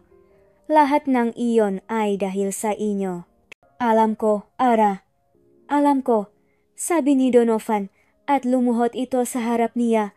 Walang salita na makapagpapaliwanag sa aking pagkakamali. Pero ipinapangako ko sa iyo, hindi ko na iyon ulitin. Handa akong gawin ang lahat para itama ang pagkakamali ko. Handa akong bayaran ang lahat ng utang ninyo. Handa akong alagaan ang anak natin. Pakiusap, Ara. Bigyan mo ako ng pagkakataon. Tumayo si Ara. Ang kanyang ina ay tahimik na nakikinig sa likod niya. Hindi niya alam kung ano ang dapat niyang sabihin. Ang kanyang puso ay nahati. Ang galit sa isang banda at ang pagnanais na magpatawad sa kabilang banda. Sa loob ng ilang araw, nanatili si Donovan sa Cebu. Hindi siya umalis. Pinuntahan niya ang pinakakautangan ng pamilya ni Ara at binayaran ang lahat ng utang. Nagbigay rin siya ng para sa gamot ng ina ni Ara at inayos ang lahat ng kailangan nito. Ang kanyang makilos ay hindi lamang salita. Ito ay gawa. Tuwing gabi, lalapitan niya si Ara, hihingi ng tawad. Lalapitan niya ang bata at hahalikan ito. Naramdaman ni Ara ang pagbabago sa kanyang presensya. Hindi na ito ang malamig at walang emosyong Donovan. Ito ay isang lalaki na may puso, isang lalaki na nagsisisi. Isang araw, habang naglalakad sila sa dalampasigan, makasama sila ni Donovan at ang kanilang anak. Ang bata ay tumatawa. Naglalaro sa buhangin. Tiningnan ni Ara si Donovan. Ang kanyang mata ay puno ng pagmamahal at pangangalaga para sa bata. Patawarin mo ako, Ara, bulong ni Donovan at hinawakan niya ang kamay ni Ara. Mahal kita. Gusto kong bumuo ng pamilya kasama mo at ng anak natin. Ang luha ay umagos sa mga mata ni Ara. Hindi siya makasagot. Ang lahat ng sakit, ang lahat ng pagdududa ay unti-unting nawawala. Ang kanyang puso ay bumubukas muli. Ang mansyon sa Cebu ay walang kinalaman sa Reyes Group. Ito ay isang simpleng bahay na malapit sa dalampasigan, ngunit punong pagmamahal. Si Donovan, na minsan ay hari ngang isang imperyo, ay ngayon ay hari ngang isang maliit na pamilya. Ang kanyang makamay, na minsan ay humahawak ng makontrata at nagpipirma ng nga deal, ay ngayon ay humahawak sa kanyang anak at nagpapaligo sa kanya. Daddy, gusto ko pa! Sigaw kanyang anak na ngayon ay halos 1 taong gulang na. Tawa ng tawa ang bata habang hinahabol ni Donovan sa buhangin. Ayoko na, anak! Pagod na si Daddy! Sagot ni Donovan. Ngunit ang kanyang mukha ay punong tuwa. Naiwan silang dalawa, mag-ama, habang si Ara naman ay nakaupo sa isang dulo ng dalampasigan, nagmamasid sa kanila. Ang kanyang mukha ay punong ngiti, ang kanyang puso ay puno ng kaligayahan. Ang lahat ng sakit at paghihirap na dinanas niya ay tila naglaho na parang bula. Isang araw, habang nag-ayos sila ngang mabulaklak sa hardin, lumapit si Donovan kay Ara. Ang kanyang mamata ay puno ng pagmamahal. Ara, sabi niya. Ang kanyang boses ay malambot. Patawarin mo ako. Hindi ko alam kung paano ako magpapasalamat sa iyo. Binigyan mo akong pamilya. Binigyan mo akong bagong buhay. Ngumiti si Ara. Wala na yun, Donovan. Ang mahalaga magkasama na tayo. Pero may isang bagay pa akong kailangan, sabi ni Donovan at lumuhod ito sa harap niya. Mula sa kanyang bulsa, Kinuha niya ang isang maliit na kahon. Binuksan niya ito, at nakita ni Ara ang isang singsing na may malaking brilyante. Ara Santos, papakasalan mo ba ako? Hindi bilang isang surrogate mother, kundi bilang isang asawa, bilang ina ng anak ko? Ang luha ay umagos sa mata ni Ara. "Oh, Donovan, papakasalan kita." Yumakap sila sa isa't isa. Hindi ito isang kasal dahil sa kontrata. Hindi ito isang kasal dahil sa negosyo. Ito ay isang kasal dahil sa pag-ibig. Ang lahat ng lihim ay nabunyak na. Si Bianca at Marco ay nasa bilangguan na, nagbabayat sa kanilang nga krimen. Ang pamilya Reyes ay tinanggap na si Ara at ang kanilang anak. Ang pamilya Santos ay masaya na dahil sa wakas ay nakaroon ng kapayapaan. Sa huling bahagi ng kwento, nakaupo si Donovan at Ara sa dalampasigan. Ang kanilang anak ay natutulo sa kandungan ni Ara. Nakatingin sila sa sunset na tila nagsasabi na tapos na ang kanilang pagsubok. "Mahal kita, Ara," bulong ni Donovan. "Mahal din kita, Donovan," sagot ni Ara. At dito nagtatapos ang kwento ni na Donovan at Ara, isang paglalakbay na puno ng pagsubok, lihim, at sa huli, pagmamahal. Sa bawat pahina, sa bawat kabanata na inyong sinubaybayan, nais kong ipahayag ang aking taos-pusong pasasalamat.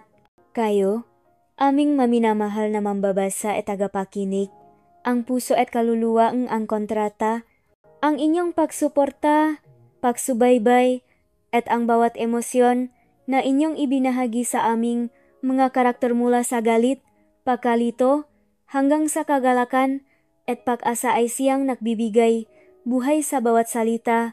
Hindi madali ang pagsusulat ng kwentong ito. May magabing puno ng pagdududa. Mga sandaling tila walang direksyon ang naratibo. Ngunit sa tuwing naisip ko ang inyong pag-asa sa bawat twist, sa bawat hamon na kinaharap ni na Ara at Donovan, muli akong nakakahanap ng inspirasyon. Ito ay isang kwento na nagsimula sa isang kontrata, isang malamig na kasunduan, ngunit ito ay lumago at namulaklak sa isang testamento ng pagmamahal. Ito ay nagpapakita na sa kabila ng pinakamadilim na lihim, ng pinakamalalim na sakit, at ng pinakamalaking pagkakamali, palaging may pag-asa para sa pagpapatawad, para sa pagilom, at para sa isang tunay na bagong simula. Naway ang kwentong ito ay nag-iwan ng marka sa inyong nga puso. Naway ito ay nagpaalala sa atin na ang pag-ibig ay hindi lamang tungkol sa perpektong simula, kundi sa kakayahang bumangon mula sa pagkakamali, magpatawad, at muling magtiwala. Higit sa lahat, sana ay naramdaman ninyo ang mensahe ng pag-asa na kahit gaano pa kahirap ang sitwasyon, basta't may pagmamahal at pananampalataya, ang lahat ay posible. Maraming salamat muli sa inyong lahat. Ang inyong mga komento, reaksyon, at pagmamahal ay lubos naming pinahahalagahan. Kami ay masaya na ibinahagi ninyo ang paglalakbay na ito sa amin. Kung mayroon kayong nais ibahagi tungkol sa inyong karanasan sa ang kontrata, huwag mag-atubiling magpadala ng mensahe. Ang inyong masalita ang aming pinakamalaking regalo. Hanggang sa muli, nagmamahal, Hugot Corner TV.